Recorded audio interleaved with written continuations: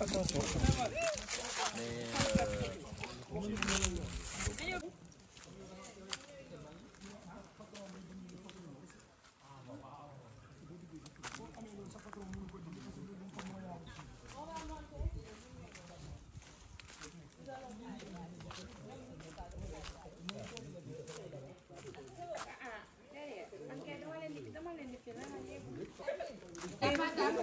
léegi nag câble bi ci digg bi moom la ñuy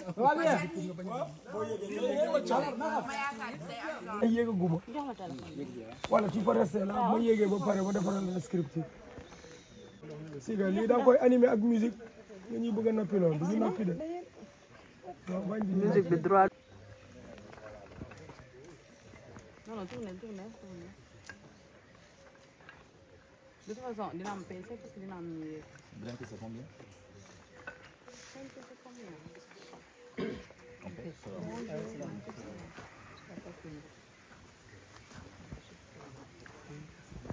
Kan nga may vidéo après vidéo.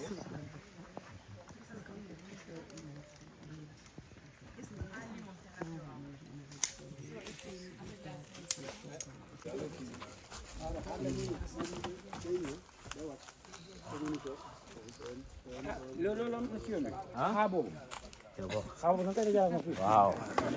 Yombul. pas de peur. Ah, qu'est-ce qu'on ressent? Oui, oui. Moi, c'est lui qui l'enlève. Ah, ok, c'est lui qui l'enlève. Qu'est-ce qu'on ressent? C'est un peu physique. Hein. Ouais, il faut un tout petit peu de force. Et il ne faut pas avoir peur parce qu'on est bien attaché, il y a de la sécurité et tout. Mais ça fait du bien de monter en haut et de voir le paysage, c'est magnifique. C'est magnifique. Ouais. Il y a une petite peur. C'est pour ça qu'on dit que de ne pas regarder en bas. C'est pourquoi il y a une petite. Donc il faut garder la tête en haut vers l'objectif et tu montes. Une fois en haut, tu verras que la vie urbaine n'est pas quoi. Il faut que tu vois, il faut sortir, vivre, respirer la nature. C'est très important. Tu n'as pas t'épanouir quand même. 30 mètres. 30 mètres. Ah? 25 mètres. Tu as 25 mètres. Nous connaissons dañoo juum. bokkul bokkul mais yow gis naa fi kenn ku ma xam ne wul de Mauritanie am na benn Mauritanien ci ñun fii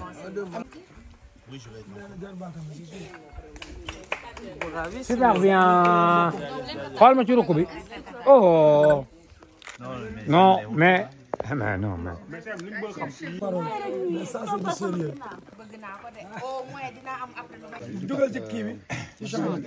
En tout cas, on est les fondateurs de ATS, Africa Tourism Solutions, qu'on a créé en 2018. Il était en Angleterre, j'étais aux États-Unis. On est revenu au Sénégal pour changer la perception que les étrangers avaient du continent africain à travers des voyages authentiques. Donc c'est la raison pour laquelle on a commencé par revenir au pays et créer une structure. On n'a jamais appris le tourisme, mais on le fait par passion. Et à travers de petites excursions qu'on a créées depuis le début, des Sunday Tours, on avait créé un concept qui s'appelait AT Sunday Tour. Chaque dimanche, on prenait une destination méconnue par les locaux. Et les 4 premiers mois d'activité, on a fait bouger 462 Dakarois hors Dakar. Donc c'était notre particularité. Maintenant, les choses ont évolué, on est dans l'événementiel aussi et on a une structure de transport qui s'appelle ATS Logistics. Le problème qu'on avait, on louait des véhicules, il y avait toujours des retards, les véhicules n'étaient pas de bonnes conditions. Donc on a investi dans la logistique. On n'a pas encore de grands bus, mais on a des vannes Mercedes, des 4x4, des berlines, on fait tout ce qui est transfert aéroportuaire. On a maintenant une licence IATA depuis presque 2 ans. On fait tout ce qui est travel management service et on ne voit pas que le Sénégal maintenant, on vend l'Afrique. À travers nos bureaux qui sont au Rwanda, on fait, ces bureaux couvrent tout ce qui est East Africa and Central Africa Travel Package. Et on a 2 bureaux à Dakar qui couvrent l'Afrique de l'Est. En tout cas, ravi de vous voir ici, découvrir votre pays. Et merci beaucoup. Bravo, félicitations et beaucoup de courage pour la suite. En fait, ces journalistes qui sont là, ou des techniciens donc, qui font le tour depuis Dakar, ils sont venus et pour visiter les différents sites du Sénégal, notamment de la Casamance. avec notre collègue Lamine, qui est aussi membre du CATS, même si tant il dafa wàññi loxoom tuuti ana Lamine, et qui est aussi membre du CATS. Il ne l'a pas dit, mais avec humilité, avec vraiment humilité, et puis nous accorder leur oreille et nos conseils. Et voilà le résultat maintenant. Nous sommes aujourd'hui fiers de pouvoir le présenter au monde. Voilà, merci beaucoup. Si vous avez des questions, on lui posez.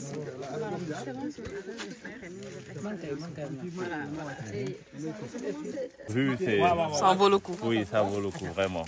Déjà, on a une vue imprenable. Ensuite, il y a l'air, il y a la qualité de l'air. Vraiment, c'est une chose à découvrir, quoi. Vraiment. D'accord. Ouais. Vous pouvez y retourner là tout de suite là? Bien sûr, bien sûr. On est prêt là. Ça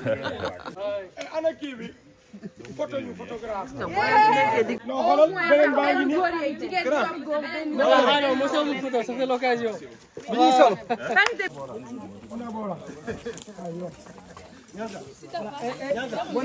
Écoutez l'explication. Oui, oui, c'est directif.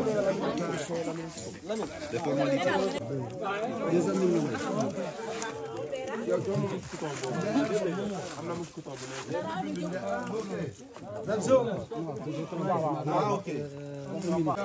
Moniteur de cette plateforme.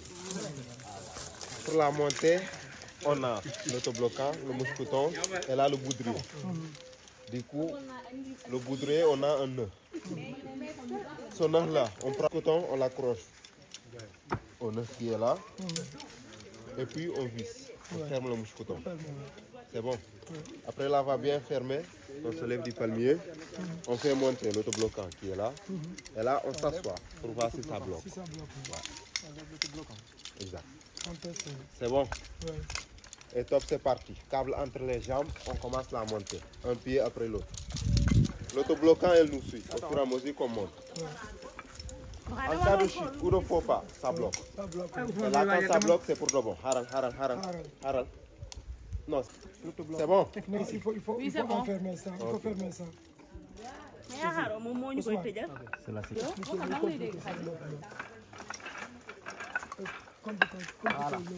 Alors,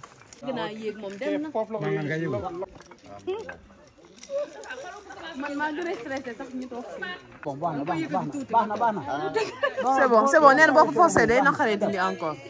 Waaw. Toogal. Toogal xool xam dëgër. Voyage. Madame Diop, bon voyage.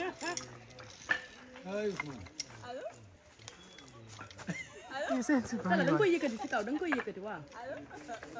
Mooy jël sama temps de man. Siga sama di tànk bu ñu fekkante na jàll benn tànk waaw na jàll na continuer waaw non wóorul. Mais vas-y, ba ci kaw day dëpp. day def waaw. C'est qu'elle est là, quoi. C'est une vraie alpiniste. suuf bul xool si suuf da ngay si kaw ngay xool. Xoolal si kaw rek sa objectif. yow xool si escalier bi rek. Am leen mu yegg. Bangoura na descend pas. Bangoura na descend pas. Nañu des la. Casamance aujourd'hui souhaite faire la Pointe Saint-Georges pour sa plateforme. Donc je pense qu'ils sont en train de battre un travail extraordinaire. Vous avez vu, ils ont changé même les planches à l'intérieur, en haut. Et quelle que soit la difficulté que le client a ici, au moment où il monte, eux, ils ont quand même à mesure de régler ce problème. Ils ont été formés pour ça. Donc je voudrais vraiment leur dire merci. Et bravo. Merci beaucoup. Bonne continuation si ça marche. Ici à la forêt de Kanofa. Alors, moi je m'appelle Jérémy Nyanka Badian. J'habite à la Pointe Saint-Georges, mais je travaille ici, à la plateforme de Kanofa. D'accord, revenez un peu sur l'importance de ce lieu qui est le Saint-Georges, le Point Saint-Georges. Ben, la Pointe Saint-Georges, c'est le village et ici, c'est la forêt. Avant, c'était pour les récolteurs de vin de palme qui campaient. Moi, c'est Jérémy Nyanka Badian. J'habite à la Pointe Saint-Georges et je travaille ici, à la forêt de Kanofa. Revenez sur l'importance de ce lieu, la Pointe Saint-Georges. La Pointe Saint-Georges, c'est mon village natal et là, c'est la forêt de Kanofa. Avant, c'était un village où les gens vivaient ils allaient à la pêche et ils faisaient l'agriculture, vu qu'il y a les rizières. Maintenant, il n'y a personne. Donc, il y a des situations qui ont fait jusqu'à présent. Personne n'est là. Et donc, de quoi on a fait cette échelle et la plateforme? On avait une association qui s'appelait Océanium, qui travaillait avec Ayali Aïdar. Je sais que beaucoup de gens le connaissent. Donc, Aïdar est venu au village pour protéger la mangrove, parce qu'on a une source d'eau douce au village qui protège la mangrove. Et quand Aïdar est venu, on a tenu une réunion avec tout le village. On leur a donné notre programme aux côtés comment dirais-je, des lamentaires. Après ça, on lui a dit que nous, on a un autre problème. Parce que de l'autre côté, pour ceux qui ont monté, ils ont vu. Il y avait des gens qui coupaient la mangrove pour préparer. Parce que nous, on fonctionne avec du bois de chauffe. Donc, Aïdar est venu le lendemain. On a fait visiter tout avec son équipe. On lui a dit si on pouvait avoir un poste de surveillance pour pouvoir protéger la mangrove. Parce qu'on voyait que la mangrove était tellement coupée. Donc, il est allé à Dakar, il a rencontré Acro Baobab, qui travaille aussi pour les plateformes, pour les échelles, comme moi ici. Donc, avec Acro Baobab, ils sont venus, ils ont étudié l'échelle, comment ils vont le faire, et ils ont essayé de voir s'ils le font, ça va gouverner tout le secteur, quoi. Donc, ils l'ont construit en 2005. Après, ils ont embauché 4 agents qui étaient là, qui surveillaient la journée avec des jumelles. S'ils te voient en train de couper la mangrove, soit tu paies une caution ou on t'amène en prison. Et à un moment, nous aussi, aux côtés du village, on boycottait les travaux champêtres. Vu qu'on est des paysans, si on entend que c'est la maman d'hôtel qui coupe la mangrove, on va appeler à tes travaux champêtres. Donc, ça a duré 2 ans. Les gens se sont sensibilisés, personne ne coupe la mangrove. Et donc, quand il est revenu, Amile Diola, quand il fait quelque chose, tu vas revenir pour des remerciements. Quand il est revenu, on lui a dit que il est là. Si tu pouvais former des jeunes qui peuvent continuer. Pour la protection, c'est bon, mais là, on veut cet espace pour les gens qui vont venir, pour les faire découvrir ce qu'on a ici. Donc, c'est comme ça qu'on a eu la plateforme. D'accord, c'est devenu un lieu d'attraction. C'est devenu, on a fixé là. Ils ont été fixés par l'Office de tourisme et nous, on les maintient jusqu'à présent. D'accord. C'est un peu compliqué. Ça dépend des journées, ça dépend des saisons. Parce que nous, on a des saisons basses et des saisons où on voit beaucoup de clients. Donc, en ce moment, je peux avoir jusqu'à 40 à 60 personnes. D'accord. Mais si on va jusqu'au mois de juin, je peux avoir 15 ou 20. Est-ce qu'il y a un âge? L'âge, le plus jeune qui est monté, il avait 4 ans. Mais ça dépend. Il faut que les parents l'autorisent. Si on a l'autorisation des parents, nous, on le fait monter. Mais il sera sous notre responsabilité, sous notre sécurité. D'accord. Les difficultés ne sont pas... Les difficultés, non. Ça couvre nous, aux côtés de notre assurance. S'il y a un problème, c'est nous qui assurons. Donc, le client est là avec un moniteur. L'autorisation vient de moi, donc c'est moi qui le couvre. S'il y a quelque chose, c'est moi qui vais assurer. Mais n'empêche, on voit des gens que si nous on est au village, eux ils viennent, ils font la montée. Là, s'il y a un accident, Parlez-nous, voilà. mètres de haut.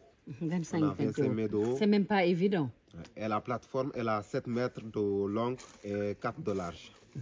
Les gens qui montrent souvent les impressions que vous recueillez, c'est comment? C'est une expérience? Ça fait des années il y a ceux qui l'ont déjà fait, qui connaissent l'escalade. Mais plutôt avec les Sénégalais, c'est une fierté parce qu'on n'a pas de montagne. En Casamance, si tu descends, c'est que là que tu peux faire cette vie. Tu l'auras nulle part. Donc ça leur fait plaisir de voir ça et de voir qu'on est en train de protéger la mangrove aussi. Donc il apprécie. C'est une publicité de grand théâtre. Avec ses fils, non? Oui, en fait, c'est des dépliants du grand théâtre qu'on vous laisse. Voilà, on sait qu'il y a beaucoup de touristes et aussi des Sénégalais qui viennent ici. Et certainement aussi, nous autres, nous viendrons avec le directeur général du grand théâtre pour aussi essayer de découvrir cette belle vue, parce qu'on est dans la culture nous aussi. Et puis pourquoi pas vous inviter à Dakar. Ben, pourquoi pas. Inch'Allah. Non.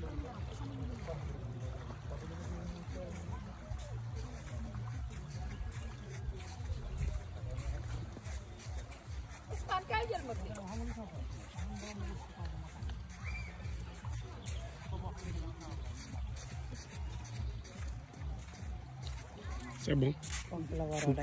Ça prend bon. Lui. Eh bien, toi, tu assises comme une arabe. Moi, je veux venir là-bas tirer photo. Tu m'as séduit avec tes photos. Oui, écoute, hein? Voilà. Les lamentins sont là-bas. Vous avez vu?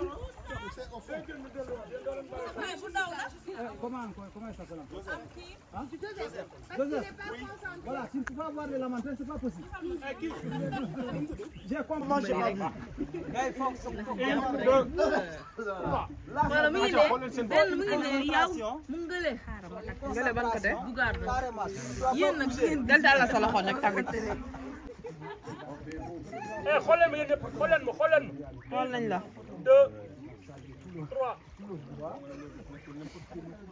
Tam mujj na metti de.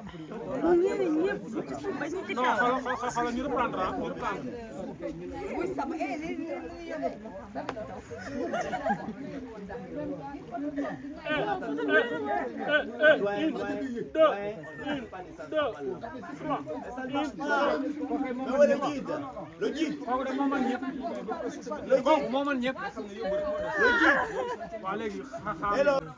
Tu ne vas rien voir, toi.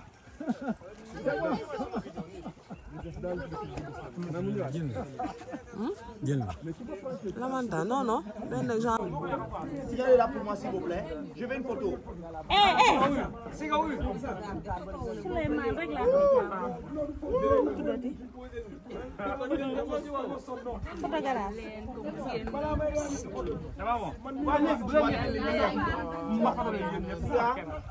Elle est où?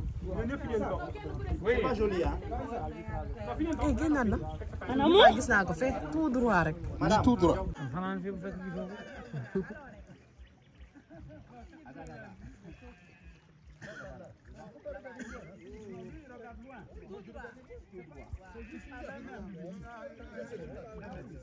Génn balaa ñuy ñibbi waay.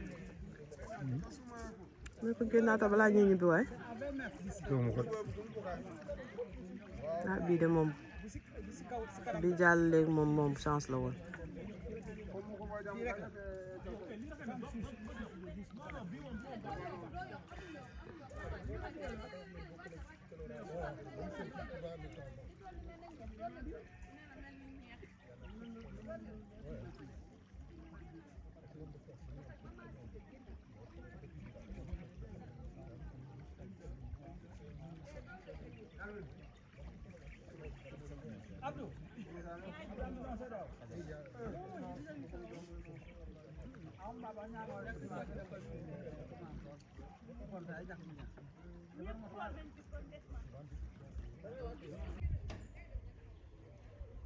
Batterie pour congèle. Donc, l'eau, courant à 13 km 500 au début de la piste. Mais le courant est au fait. Nous avons un panneau pour les lampadaires. La pointe n'a même pas bénéficié de ça. Lampadaire, une fille d'Itaque, le long de la route, et la pointe Saint-Georges n'a pas. Pourquoi? Je me pose la question. Je ne sais pas le pourquoi. Balizi, c'est bateau. Tout le long du fleuve de la Casamance, Balizi, yep, dañuy daw. Balise ou bateau bi, yep pas daw. Ben balise nekkatul en position. Danger là pour ñi. Na état bi gestu quand même. Ay citoyens comme tout Sénégalais. Mais ñuy fi ci lëndëm bo xamantene on n'arrive même pas à suivre les informations. Tel est ça, c'est des problèmes. Donc, l'eau, moi, c'est mon cadeau. Vraiment, merci.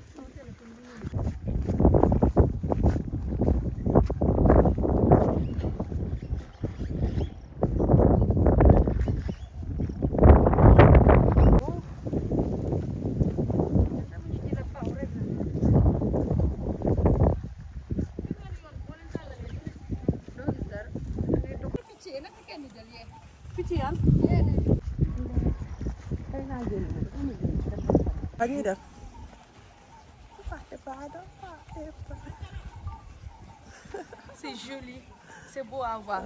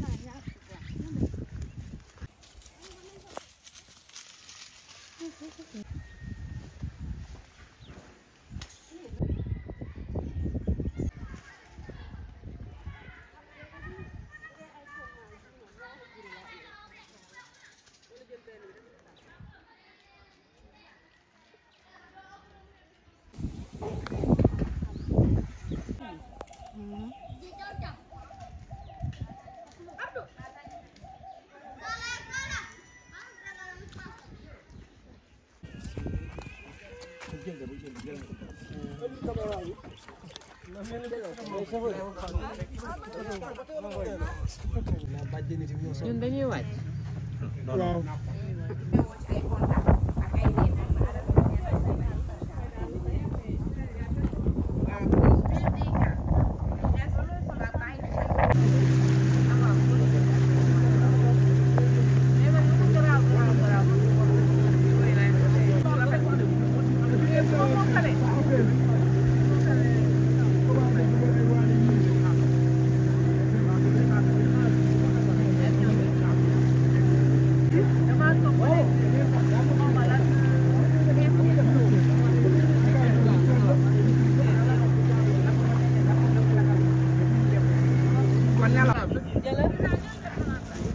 yaa ngi déglu régime bi de.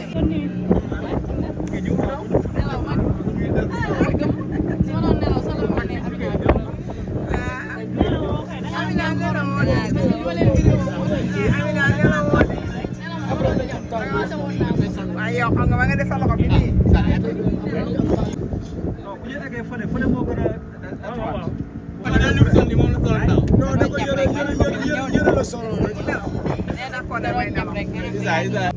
Dans les arbres, il y a des feuilles qui sont jaunes. Les feuilles jaunes, on les ramassait à l'époque pour teinter les filets de pêche. Voilà.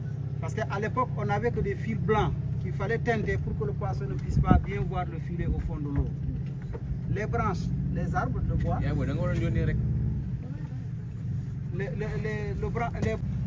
parce que c'est du bois qui est très solide.